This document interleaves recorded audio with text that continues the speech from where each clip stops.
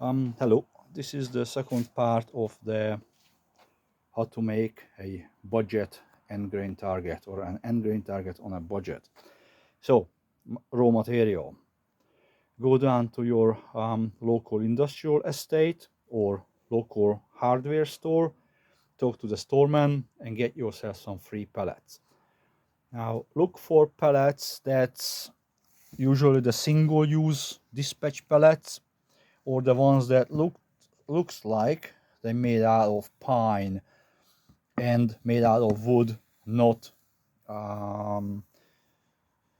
laminated or compressed wood, but proper or just simple plantation pine. So once you score the few pellets, take it home, pull it apart, take out all the nails, then cut it into blocks, just like that one. My blocks are 97 millimeter long, or this is going to be the depth of my target, because I live in a metric world, and this does give me 10 full blocks out of every 1 linear meter of material. So that's 97 mil plus the saw blade makes 100 mil. Also, I already know which pellets I like, and the bearers are just under the 97 mil mark, so therefore my target is actually a little bit higher than the frame, so it works really well. Now, construction. Once you cut your blocks, I don't get really fussy. You see that all these little extra bits, I just run a bit of a sandpaper over it. I don't really mind that the final result is not perfect, because it will get chewed up. So, construction. First, I make the left side of the frame and the bottom side of the frame. I don't cut the frame to size, I just make this corner square. I glue this joint and then put in 2 screws. Because I use for reusing my screws, I usually put in 1 roofing iron screw and 1 normal screw, because I usually don't have 8 roofing iron screw. I like these ones because they have a nice big fat head or like a washer under it, so they don't pull themselves into the wood, don't rip into the wood. Now, I usually use a top board on the side frames and the bearer on the bottom, so it is easier to put the screws into the bearer. So I lay this square down on my crafting table. So I have a piece of furniture.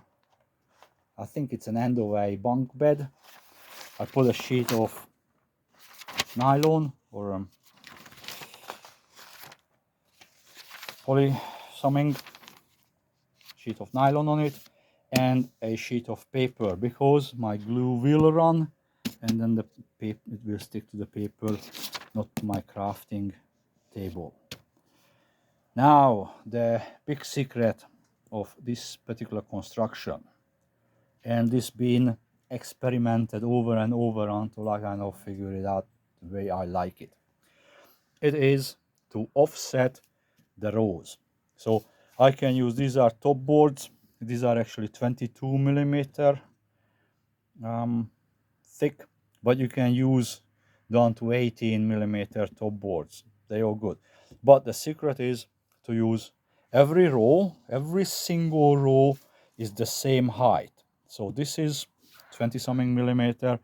Above it, it could be the same or different, but the whole row will be the same. Just like you see, these ones are the same, and then this is different. That's okay, as long as this whole row, whoops, there's plenty of things in the way, is the same. and then I do another summing row, whatever. It doesn't have to be. I like it having uniform, like same number on this side and then going up to the middle and to the other side, but it doesn't matter. It can be in any configuration as long as every single row are the same. Now,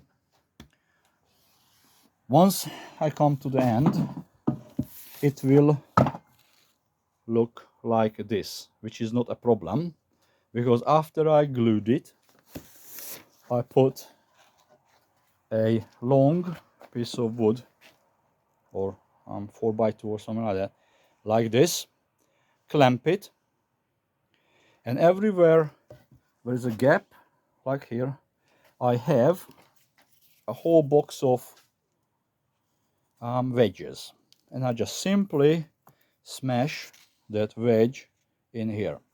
Once I glue this together, I'll show you how this looks like.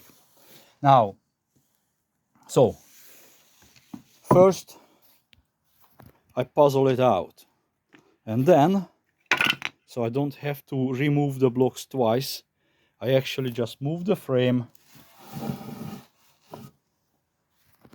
like so I can actually start gluing the first block, glue it on to the side and to the bottom.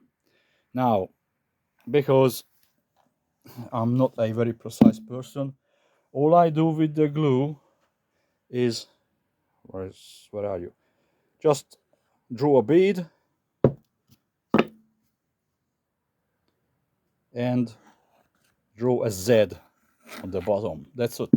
I don't go with finger and make it nice and perfect. Nah, just draw a Z-like bead, slap it on, perfect. Now with this kind of, well, I call it a brick type offset, even if some of the boards are a little bit warped, like this one, it doesn't matter, because it is connected to two other boards under it and two other boards over it, or on the top of it.